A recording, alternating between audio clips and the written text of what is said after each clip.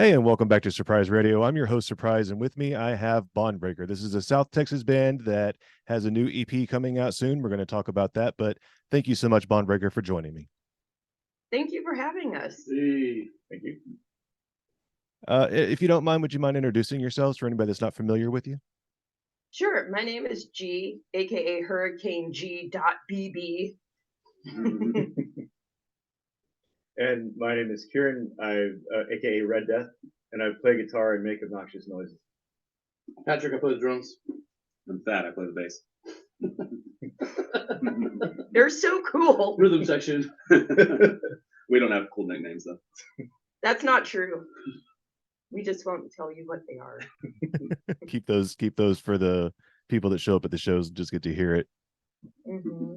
That's first class treatment right there. How long have y'all been together?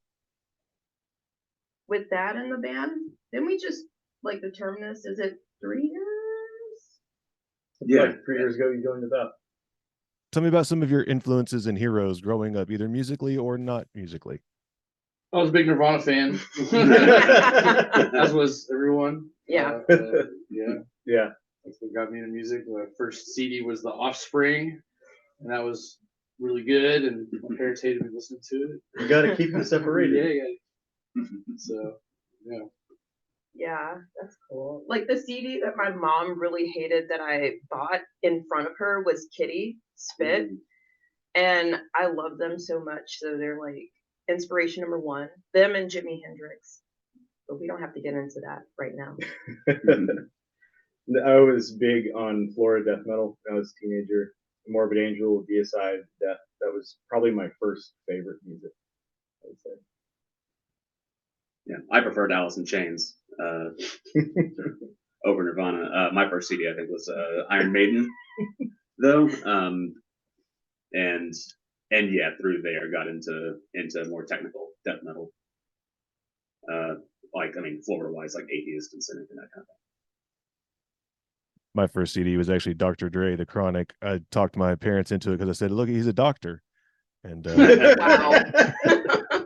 That's awesome. It was actually a little later that I got into rock, and I like both, but rock is definitely my first love. So do you want to talk about your new EP? I know that you have the single Progress and Change out already, but you have a new EP coming out August 25th, correct? Yeah, that's correct. So it's actually being released digitally by Grimace Records, which is awesome. They're a really great label. I just signed with them. And yeah, we're going to be releasing it Friday, August 25th. The next day, we're going to have a release party. It's a dual EP release party at Mohawk with our friends Throat Piss. They're amazing. Throat Piss. And the EP, in my opinion, is a long time coming, and it represents like the thoughts and like frustrations of all four of us, just a shared like collective experience communicated through music. So yeah, what do you think? Yeah, we're very excited about it. It's our first release through Grimace Records, who we signed with recently. It was very cool for us to see that deal come together. And yeah, we're very excited about it. It's stylistically, quite a bit more adventurous than our first EP, which is kind of just straightforward crossover with, some noisy bits, but we're embracing kind of more melodic stuff, ambient, and I think we're all kind of playing more expressively. All of our personalities are in there a little bit more. And yeah, we're very excited for people to hear it. I actually got to hear the whole album because that got sent to me instead of just the first single. And I can say it's definitely quite a bit of fun and quite a good listen. Everybody's going to enjoy that when it comes out. Thank you. Nice. Appreciate that. So what is your favorite song to sing or play? It can be one of yours or a cover if that's what you like to do. If just maybe jam up or sing in the shower or whatever it is you just love to really play or sing. Who wants to start here? What are you singing in the shower? That's what I want to know. Mac Miller in the shower, yeah. I took Mac Miller in the shower, but I like to play Iconoclast as my favorite song off the album. I like to sing Far Side and Gangstar in the shower. but my favorite song to play is probably Progress and Change, the first single, because it's still very challenging. it has like entire sections, and it's the type of thing where you have to kind of concentrate to be able to play it all right. So it's exciting, you know, whenever we get through it all, and people seem to enjoy the energy of it. So What about you? What do you think? I agree with Patrick. I like Iconoclast a lot. It was also like the first bass line that I wrote. So the first song that for Bondbreakr, where I wasn't just, you know, adapting Pete's parts, which are all fantastic, but yeah, Iconoclast was the first, and so in that sense, it has a special place for me. But it's also just a fun song to play, and I get to do some wanky bullshit. So. Which we encouraged him to do right from the beginning. Yeah, mine is The Living Fire of the People. That's my favorite one because it's very heavy and very slow. And I like having the contrast of like very expressive and mean vocals layered on top of something really beautiful and driving. So that's my favorite one. But in the shower, I'll never tell. Nor will I. It's always I've easier been to on the say. 80s pop music kick, so It's always easier to say sing in the car, but I like to spice it up and talk about the shower instead. yeah. For Yeah, sure. that's a whole different medium there. It is. The acoustics are better in there. What do you So I like know to that sing you in the guys. shower? I'm sorry. What do you like to sing in the shower? I don't sing in the shower. I don't like to chase. I don't like to chase everybody out of the house. No, actually, I have a heavenly voice. I just don't like. I'm weird. I have to be on stage with a microphone in order to be able to sing in front of other people. But if I have a mic, I can sing in front of anybody. It's the strangest phenomenon. But I cannot, like in the car. If anyone's in the car with me, I can't sing. Like right now, if you told me to sing, you'd give me $1 million. I'd be like, damn, I wish I had that $1 million. But put me on a stage, I can do it. It's the weirdest thing. That's pretty rad, actually. Makes sense. Yeah. So I know that you guys played South by Southwest. Do you have a favorite tour or venue or just gig that you've played over the time? I really the first one that stands out to me is during South by Southwest. We played a barbecue spot on the east side, and we were playing outside, like in front of the dining area. And it was a lot of fun because actually a really good sound system. And so we were playing to the afternoon South by Southwest foot traffic. And we saw this band Venus Twins that played before us. They're incredible. And they were had this explosive stage presence that I think influenced us. So I was doing a lot of silly stuff like going out into the street and, you know, headbanging in front of people. And like, you know, making obnoxious noise of people trying to just eat their barbecue. Yeah, there's footage was of really that. fun. It's on TikTok and it's on our Instagram. So if you want to see what he did, there's footage of it. I'll just send it to you. Yeah, exists. there's some really cool footage too of her just screaming in front of a crowd of very curious hipsters who are just kind of or sorry, it was very entertaining. Yeah. What do y'all think? Oh man, Venus Twins, that was a great show at a barbecue place. J&L. J&L Yeah, barbecue. J&L. On the east side. They're about to go to Europe with a band called Porters from Georgia, which is super cool. Oh, I didn't know that. That's Way to go, sick. boys. That's Yeah. cool. They're a great fun show. Yeah. Venus Twins.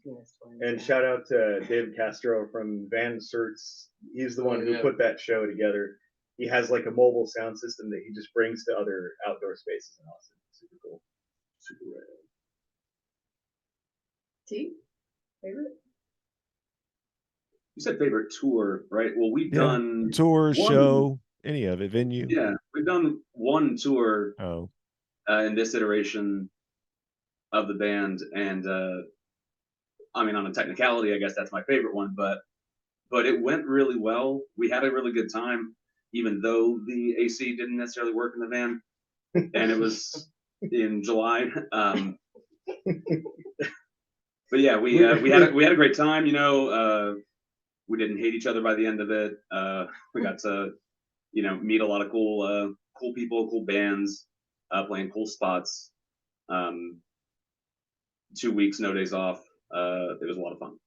Yeah, a lot of highlights there. We played this funky little dive bar in Hollywood on Monday night, and this gnarly comedian named Major Entertainer opened for us. And then this sick prog band played second. and then we played, and it was just so strange and fun. It was a blast. Yeah.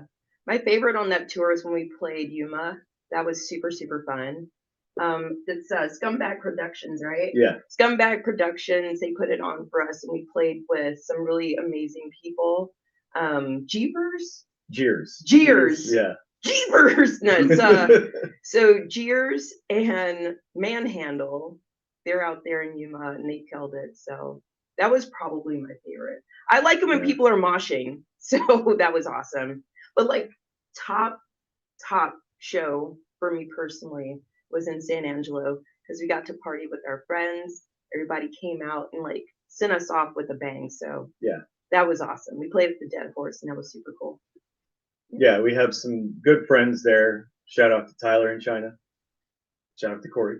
And every time we come down, they make a big brisket feast for us. And so that was perfect start to our tour. It was a blast. That's really cool. I love to hear that. Love to hear about the love. Speaking of the love, I know that you guys have played with a lot of different bands. Do you have any dream tour mates that you'd want to go on tour with? It could be somebody that you have played with that you really get along with, or it could be a big name band that you really admire. Zulu Soul Glow. Zulu Soul Glow, Third Face, like any of the big like black bands that are in hardcore right now. Like Buggin', like personally, like that'd be a dream. That'd be a dream come true. And like we're really good friends with Pleasure Venom and Fuck Money. Are we a good fit? I don't know, but I would sleep in a van with all of them. That's totally fine. But yeah, personally, like the hardcore bands that are really like sharing their perspectives on like the culture, I would love to be like a part of that. So it's my 2 cents. I'd party with Throat Piss again. Those guys are great. We definitely are gonna go back on the road with them. They're amazing. Them and Castle Club. Yeah. Castle Club. We love Castle Club. It'd be cool to hit the road with Hell Fury. Hell Fury would be That'd fun be to awesome. Yeah. Yeah. That would, or Hans Gruber and the Diehards. yeah. Oh yeah, they're going Good to Europe. friends of ours. This Yeah. amazing ska, salsa, hardcore band. Cumbia. Everything. Yeah. Everything. They, Yeah. they tour a lot and they've helped us a lot with connections. They're an amazing band and just beautiful souls. We'd love to do some road time with them. Yeah, them and Health Theory were like pivotal in helping us with our big tour that we did. So like it'd be awesome to actually like go on a tour with them. Yeah. Okay, I just want to tour with everyone. Is that okay? Yeah. T, do you have any people or like groups? No, I think y'all covered Yeah. it. Yeah. But anyone who's listening, we'll tour with you. Just hit us up. And y'all have a damn good time if you take them too. I know that because I know that I've spoken to Avery and she had a good time playing with y'all. Yeah, she's awesome. We really enjoyed Mirror Lake when we played Yeah. with them. And that was really cool because that was at South by. Yeah, that was also a South by highlight, the Punk Black Showcase. Yeah, and like we're actually gonna play in Atlanta for the Punk Black Festival in October. So we'll get to hang out with everybody again, which is really rad. Yeah. And we also got to play with Cinnamon Babe during that South That by was show. awesome. Yeah, and their bass player Taj is from LA. She fronts an amazing band called Fused by Defiance, and we got to play with them in Corona, and that was a blast. And we want to tour with you. Yes. By the They already know that. Taj already knows that. So speaking of that, you talked about a show that you have coming up. Do y'all have any others you want to plug while I've got you? Yeah, we have actually some really cool stuff coming up in, well, I guess in August and September. For some reason, we just booked ourselves solid after coming back. from the road. For some reason. For some reason, but During our time off. yeah, yeah, don't we all look so relaxed? But yeah, so we at the Mohawk Indoor in Austin, we have our EP release in Piss Prom. Piss Prom. 2 weeks. Yeah. Yeah, and then next Friday we're playing at the Black Magic Social Club in Houston, and then the 101 in Bryan, College Station. Yeah, and then we have a couple more local shows. We're going to play with Fea from San Antonio in September 9th? 10th. 10th. Yes. Yeah. Very excited about that. And we're also going to be opening for 2 amazing hardcore bands, Gum and Restraining Order. at the Ballroom in Austin on Saturday the 23rd. Very excited about that. I just have to say, punk bands have the greatest fucking names. I swear, some of the shit they come up with, I'm like, that is so fantastic, and only a punk band could be called that. That's great. Yeah. Yeah. Restraining order. Yeah, like, and that's gum with 2 M's too. yeah, and they rock. Like, Yeah, they're so They're good. from Chattanooga, Tennessee. Awesome. There's a guy that played here who's in a band called Joe Buck Yourself, and as a football fan, I was like, that is so great. I love it. Following.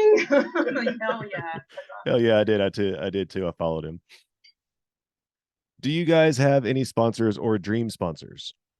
You are? I do endorse Clement Bases. I exclusively play Clement Bases. He's an awesome custom builder from Florida, and I have like 4 bases by him. They're fantastic, and I like them.